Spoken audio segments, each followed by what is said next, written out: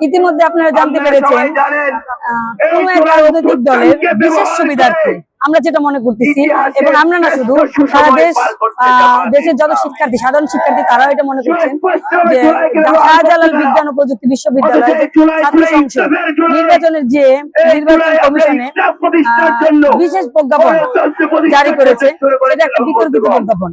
তো আমরা এই বিতর্কিত প্রজ্ঞাপনের জন্য তীব্র নিন্দা প্রতিবাদ জানাচ্ছি। আর এই প্রজ্ঞাপনের জন্য আমরা জাতীয়তাবাদী ছাত্রদল এবং জাতীয়তাবাদী বাংলা বিশ্ববিদ্যালয় ছাত্রদল রাজপথে নেমেছি এবং রাজপথে আছি।